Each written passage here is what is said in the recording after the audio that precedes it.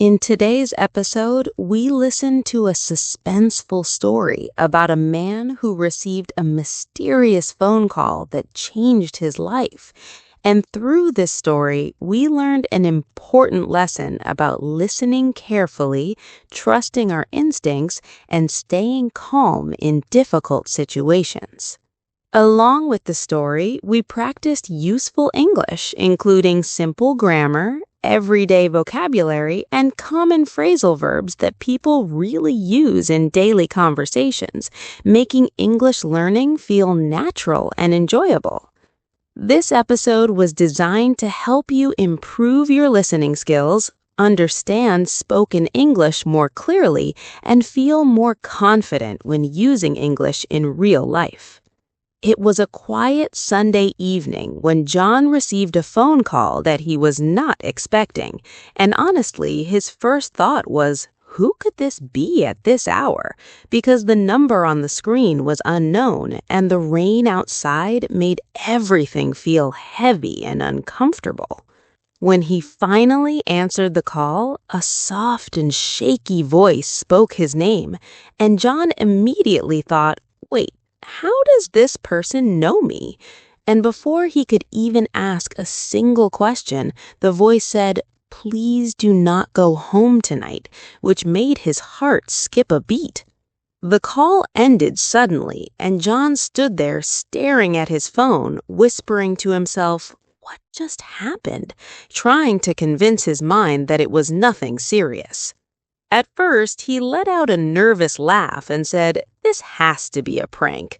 But no matter how much he tried to shake it off, the words kept echoing in his head, making him feel uneasy and restless. As he was about to leave his office, his phone buzzed again, and this time he muttered, "Not again," while reading the message that said, "If you value your life, trust me, just for tonight." His hands went cold, his mouth felt dry, and all he could think was, should I really listen to this?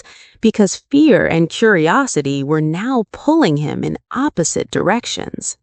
Instead of going home, he sighed deeply and said, "All right, fine, just for tonight," and walked into a nearby cafe, still looking over his shoulder as if someone might be watching him. Hours passed slowly, and John checked the time again and again, thinking, maybe I'm just overthinking everything, when suddenly his phone flashed with a news alert.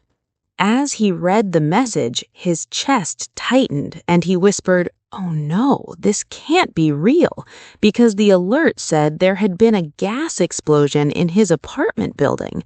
His flat number was clearly mentioned, and John froze, unable to move, thinking, if I had gone home, I wouldn't be here right now. Shaking badly, he tried calling the unknown number and said out loud, "Please pick up, whoever you are," but the call did not connect. The next day at the police station, as John explained everything, he kept saying, "I know it sounds crazy, but this really happened," hoping someone would believe him. When the officer shared the strange detail about another man from the same building, John's face went pale, and he murmured, "That name, it's almost mine," feeling a chill run down his spine. Later that night, sitting alone in the same cafe, John's phone buzzed one last time, and his heart sank as he read the final message. Some warnings come from places we cannot explain. He swallowed hard and said quietly, "Whoever you are, thank you," before the phone went silent forever. From that day on, John learned to pause, listen, and trust his instincts, because sometimes the words that scare us the most are the ones that save us.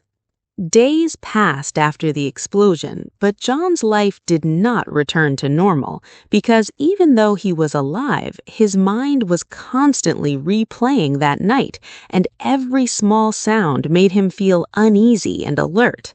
He moved into a temporary room near his office, telling himself that things would settle down soon, but deep inside he knew something was still unfinished and waiting in the shadows.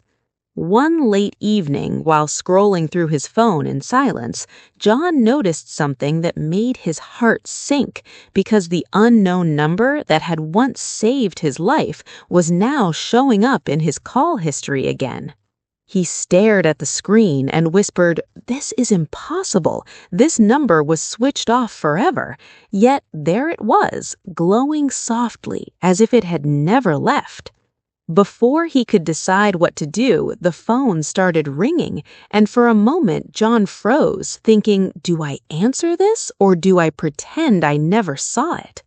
With shaking hands and a deep breath, he finally answered, and the same soft voice spoke again, calm but heavier this time, saying, "You did well by listening."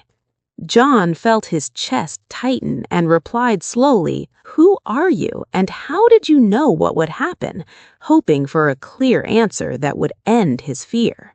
There was a long pause, and then the voice said something that made his legs feel weak because it said, "I know because I have already lived this night." Confused and angry, John raised his voice and said, "That doesn't make sense. Stop playing games with me." But the voice remained calm, almost sad. The caller then revealed the truth slowly, explaining that he was John himself, but from a future where he had ignored the warning, gone home, and lost his life in the explosion. According to the voice, this was not the first call, and time had been looping silently, repeating the same night again and again, until one version of John finally listened.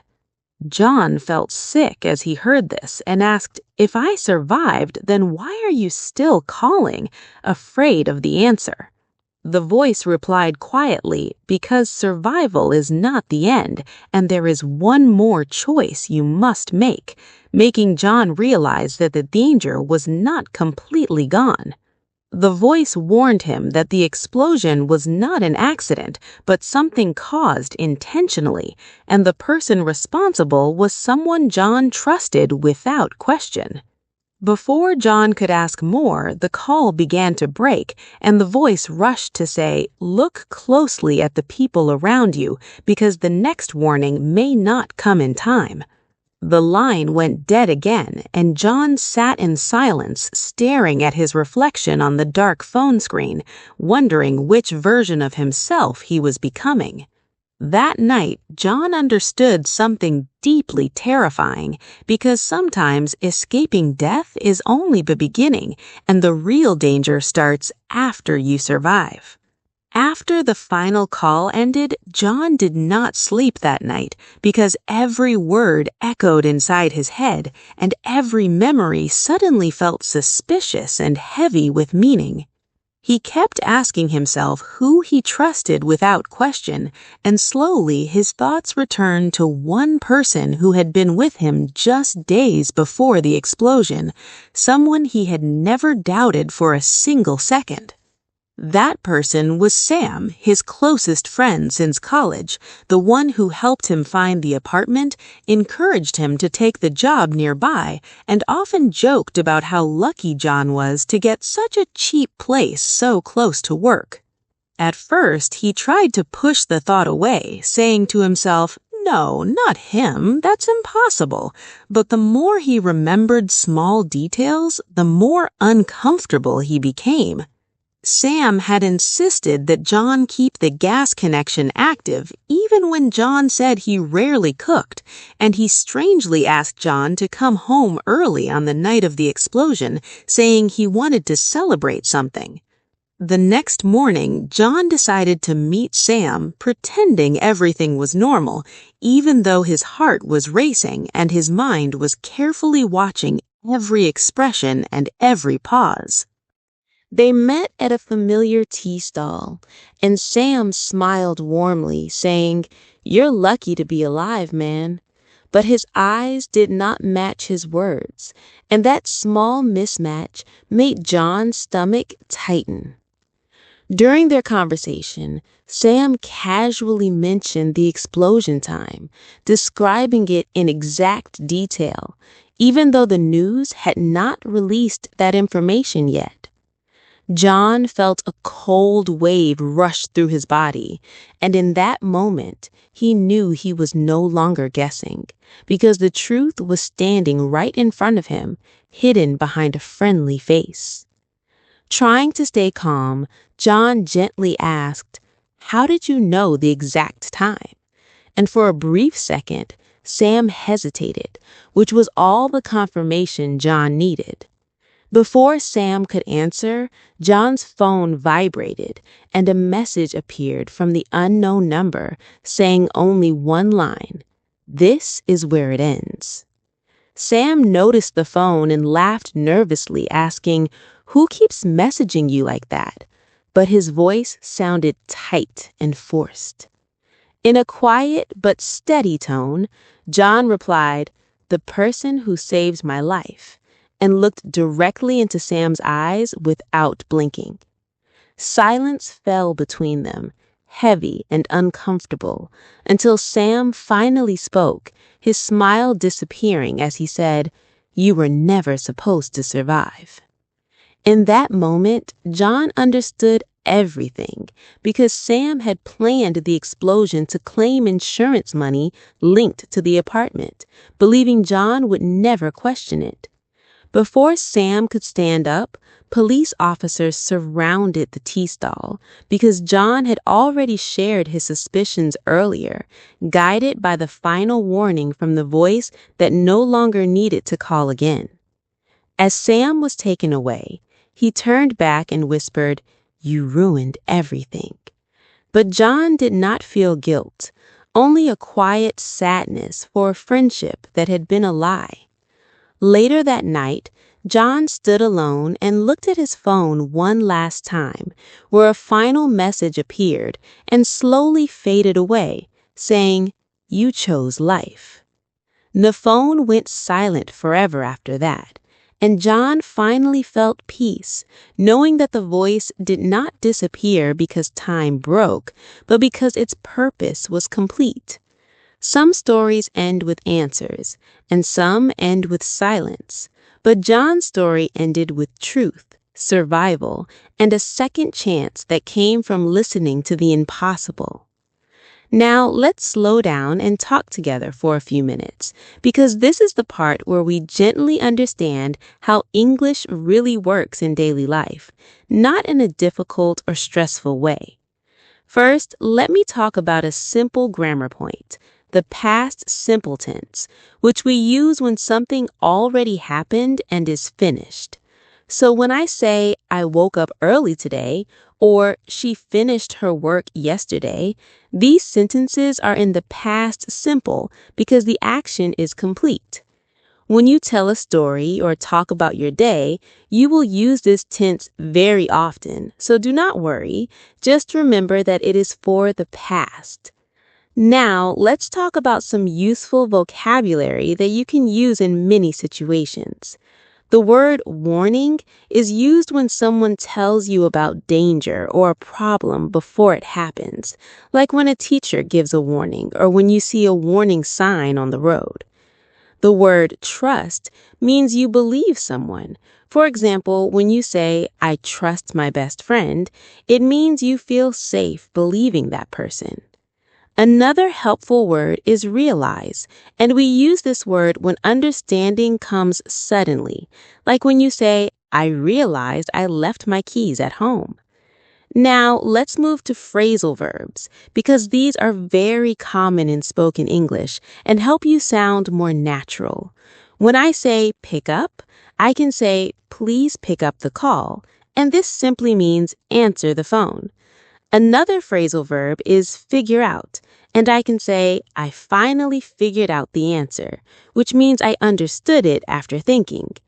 And one more very useful phrasal verb is move on, which we use when we continue after something difficult, like after the mistake, he moved on and tried again. Now, let me give you a few more simple examples, and you can just listen calmly or repeat if you like. I can say, "She trusted him and felt safe."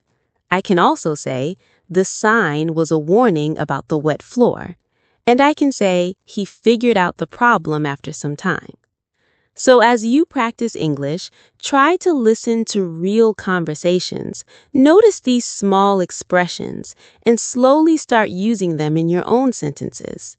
Take your time, speak slowly, and remember that learning English is not about speed, but about comfort and confidence. Thank you so much for listening to English with Lisaa, and I truly hope today's story and lesson helped you feel more comfortable and confident with English. Remember, learning English does not need to be stressful, and even a few minutes of calm listening and practice every day can make a big difference. If you enjoyed this episode, please like, share, and subscribe to English with Lisaa. And don't forget to turn on the notification bell so you never miss a new lesson. Keep practicing, keep believing in yourself, and I'll see you in the next episode of English with Lisaa.